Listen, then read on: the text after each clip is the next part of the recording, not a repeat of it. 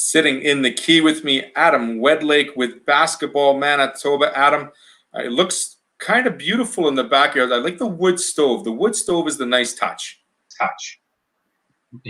You need it these kind of days. It's a little chilly down here, but all things considered, things are going well. All things considered, absolutely. It's a little bit chilly outside. Is it weird thinking that we still haven't seen any indoor return to play action, considering the liftings of some of the protocols over the last month, and basketball among one of those sports that still can't participate? Well, it's definitely this time of year, mid-February here, or almost mid-February. We'll be at the height of the high school basketball season, the CIS U Sport seasons, MCAC seasons, all sort of coming to a head or just sort of reaching the pinnacle of the season. So yeah, it's definitely a different time, no question, that we would be normally experiencing right now. But really, the restrictions among most sports, if not all sports, remain in place. We're seeing a small crack in the door, I guess effective tomorrow on Friday, with some of the health changes, but it's still very, very restrictive of what we really can do. So what is Basketball Manitoba planning here in this upcoming couple of months as online resources for players, coaches, officials? Well, we're the small crack in the door that's happening in the next day will allow for one-on-one training indoors. So that's one player, one coach, one hoop, if you can envision that. So that's something. It's better than it was last week, and that's always good to be moving in a forward direction as opposed to closing and stepping backwards. But it's still quite restrictive. You can't do it's we're a team sport, and that involves a lot of people interacting at the same time, so it's very restrictive still, and those will go through till at least March 5th. Hopefully we'll see a little bit more of an opening as hopefully the numbers continue to trend downward health-wise, and so on. But there's definitely things you can do to stay involved. Obviously, everything is, like most things has happened, has shifted virtually. There is two of our larger clubs or associations are and have been for a number of months now offering online training. The Attack Basketball Club is offering daily training, usually in the late afternoon, early evenings, for wide range of ages. 8 to 15, 16-year-olds can join that. And then there's the Winnipeg Minor Basketball Association is doing theirs on Saturdays, and that's really replaced their normal Saturday existence that they've been doing forever. Now just going with a virtual training. So both information can be found on our social media or on our website for people to get engaged with. Adam, it's really difficult to see. I can't picture 6 hoops with only 6 players in a gymnasium, but I understand the frustrations, but the safety that's also required. We've been in this lockdown for probably, since the beginning of September, really. With light training and, light participation, but no real competitive games. Can you give me a sense or an idea of what you're thinking with regards to when we could, when we would like to see, obviously tomorrow we'd like to see competition begin if it was safe and it was opportunistic, but when it comes to players and maintaining their focus and their drive to continue in the sport they love, what do you consider being in the forecast for participation numbers and involvement with clubs over the course of this spring and into summer before the fall? Well, it's a tough one to forecast, and I guess that's one thing we've learned over this year, or almost a year now, that you got to be prepared to make changes and adapt and react and readapt and re-react as things change and go through. But my thoughts, I guess, right now, we're at mid-February here right now. Usually by mid-March, the school systems all wrap up with their school seasons, and obviously those are unfortunately being I can't see those happening over the next month to get teams put together. Most schools are still in a very controlled environment, and a lot of school gyms remain closed either to the outside public or even they're converted into classrooms. So it's just the feasibility of it is just almost impossible to see how that could be changing in the next month. So come April is sort of when club season kicks in for us. And that's where my hopes would be, that we would see something change that would allow some sort of, over this coming 2 months, say from now until then, with some form of opening of training, and then allowing perhaps some games. Again, it could be quite limited still, maybe no tournament play. It could be just simple exhibition games, just to get something in the on the court and get the kids active again. But it'll be quite limited. We've unfortunately already heard the news from Canada Basketball, our national body, that they've already canceled the 15U national championships, which were set for this August. So that's still quite a ways away. But those kind of events take a lot of work, a lot of energy, and a lot of uncertainty, especially now if you're involving people from across the country coming into one place.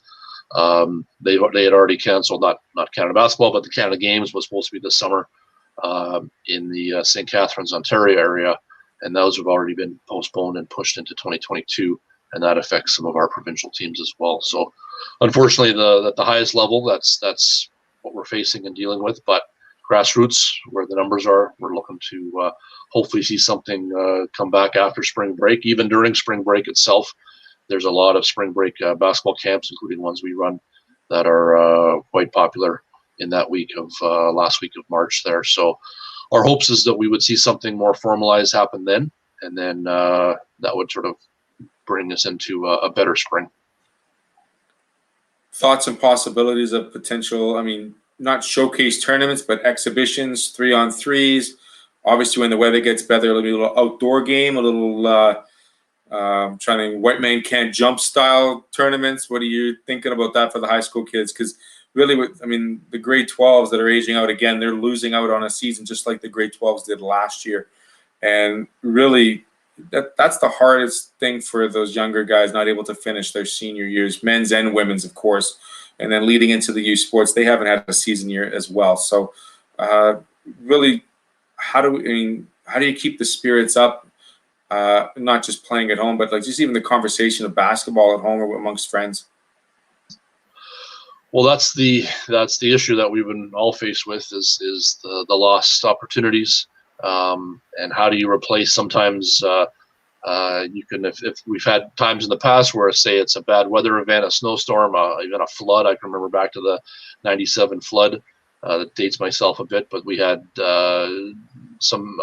we thought at the time major disruptions in what we were doing. But I think thinking back, it was maybe a month of disruptions, and we were usually able to postpone, reschedule, make it happen. But now we're coming up to unfortunately, we were just talking about this the other day in the office, and we're unfortunately going to be pulling the plug on our junior high basketball championships, which we run every year in mid-March. And those were the first casualty of our programming that affected last year. So we're sadly reaching the 1 year point where we're now coming up on lap 2 of some of these impacts. And that's what you definitely feel for it. I felt for the kids last year at this time, or in March there, that lost their season sort of midstream of a provincial championship or some sort of year-end opportunity. But those kids did, and I guess it's all perspective. Those kids had probably still 95% of their seasons got taken care of. But then you look at the kids this year, be it through the spring, our provincial programs, and then through the fall and winter here,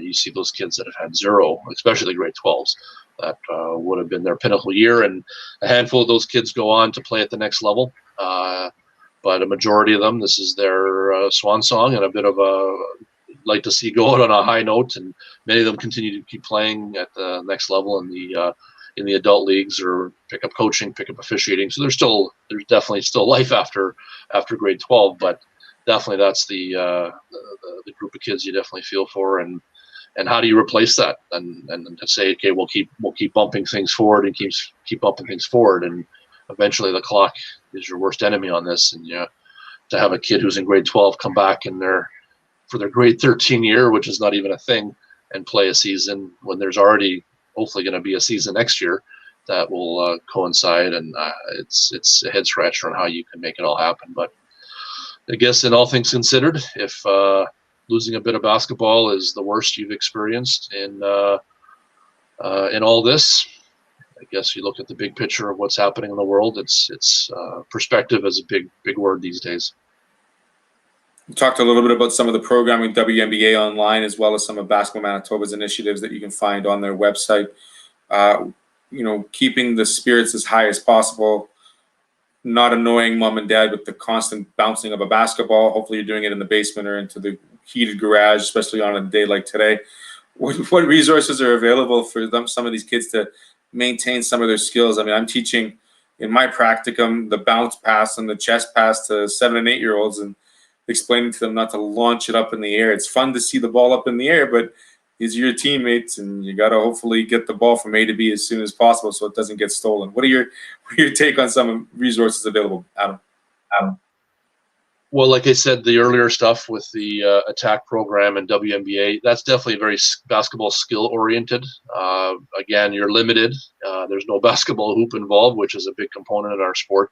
But the dribbling, ball handling, just overall conditioning, keeping yourself something to focus on, to get off the couch and move your body a bit, even though it's still involving a screen. But those have been very well received. The other one is just overall the condition of your body.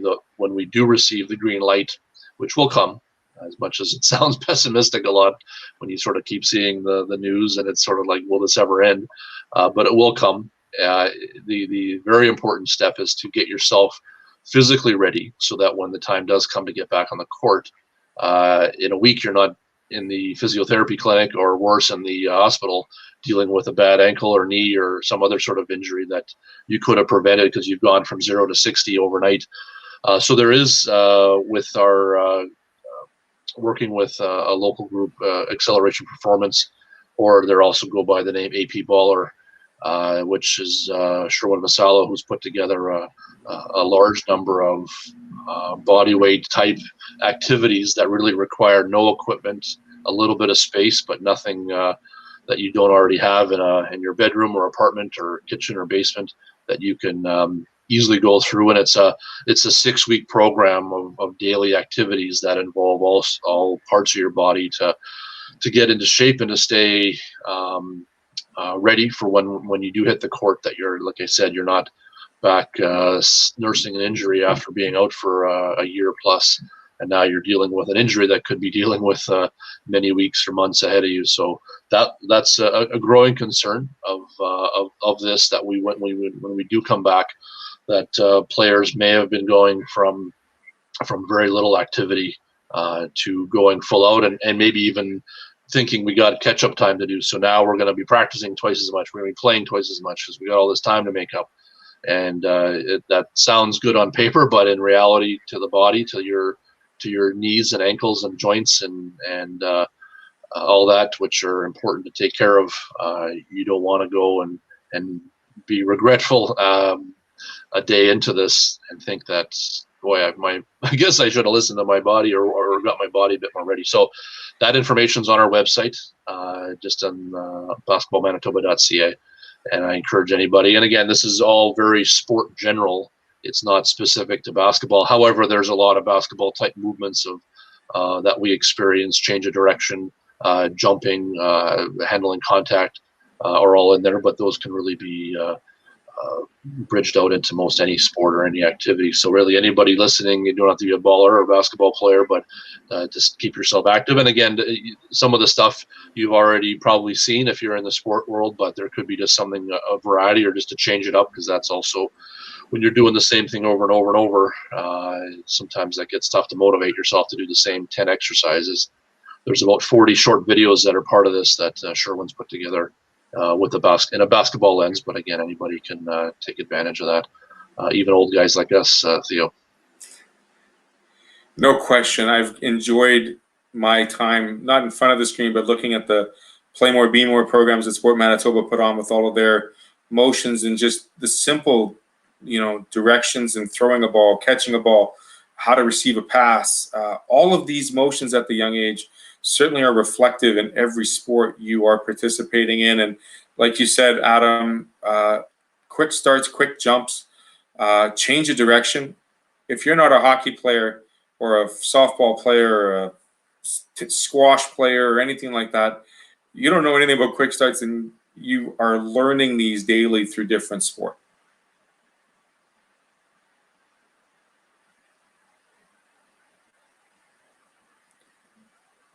Adam, I want to thank you very much for joining me. I really appreciate the time. Again, basketballmb.ca, correct? Correct. Basketballmanitoba.ca. Close. The full words, basketballmanitoba.ca. We're going to practice our spelling as we try to type that in the little search box upstairs. Adam Wedlake in the key with me from Basketball Manitoba. Thanks for spending some time with me. Hopefully we get to see some return to play activity in the near future, and look forward to seeing those updates next month, Adam. Great. Always good to talk. Adam Wedlake, thanks for joining me here. We'll be right back with Don Klim, Softball Manitoba. We're going to take a break. We're going to restart it up, and we'll see in about a couple minutes again here on ASTV Sportscast.